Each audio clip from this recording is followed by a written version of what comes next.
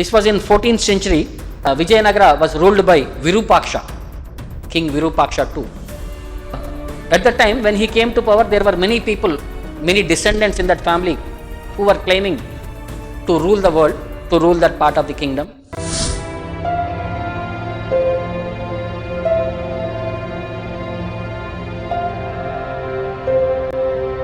They all formed a group. They tried to attack Virupaksha, but Virupaksha came back with his followers, and when they were all sleeping, he killed them in their sleep and he took over the kingdom. Because the associates, they were all killed in the sleep, they all became ghosts and they started torturing the people in that palace.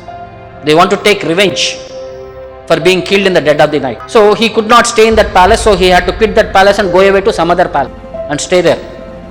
So this whole area became Bhoot Bangla. If they go there, this Bhuta Preta, they torture them. Sometimes they even kill.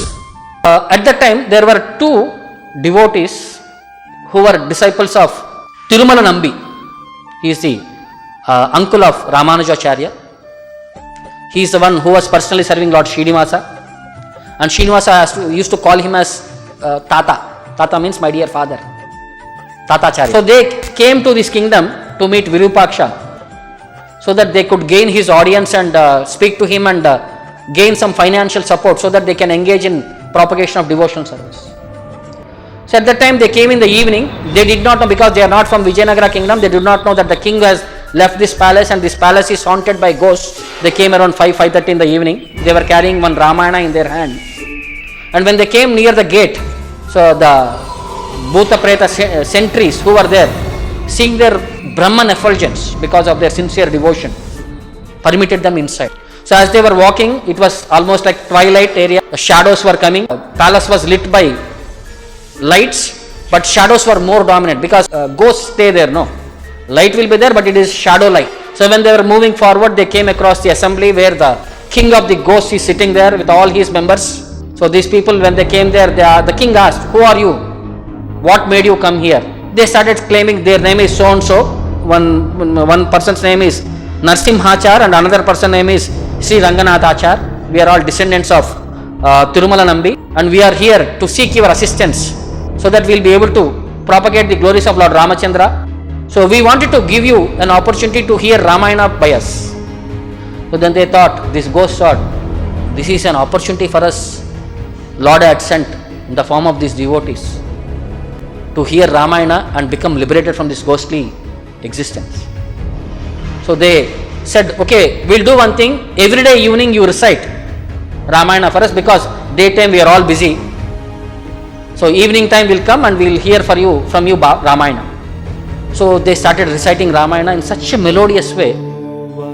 The ghost started experiencing divinity and they started slowly getting attached to Lord Ramachandra. As the days were progressing, the shadows of ghostly influence was being removed, and slowly the divinity of the spiritual effulgence started coming in that palace. So in 1 or 2 days, the final Rama Pattabhishekam is going to happen. So the devotees requested the king, see, Rama Pattabhishekam is about to finish. So that day you can arrange for a feast and you can offer to the Lord as the glory of finishing this Ramayana. So they said, okay. They went, that the last day had come and he was reciting that the last part, Rama Pattabhishekam finished, and the ghosts immediately developed a spiritual body. They all came forward, paid obeisances, and they have immersed huge quantities of gold coins to them. And they started saying, "Sir, we are not Virupaksha. We are actually the ghosts who have been killed by Virupaksha. Sorry for hiding we are actually not even gross bodies, we are all subtle bodies. We are both the Preta Pisachas. But somehow we got addicted to hearing Ramayana, that because of your mercy, we got liberated from this cycle of birth and death. And we have become eligible for going back home, back to Godhead." They paid obeisances, and after doing pradakshina for the devotees, they went back home, back to Godhead. And as soon as the king got to know the act what had happened, he immediately came to that place, met the devotees, surrendered to them, and he became a devotee of Lord Ramachandra. Earlier, he was a devotee of Lord Shiva. He was not encouraging Vaishnavism at all. But later he also became a great devotee of Lord Ramachandra, and their kingdom flourished further and further. So somewhere, see how spiritual life is, that association which can liberate us from this cycle of birth and death.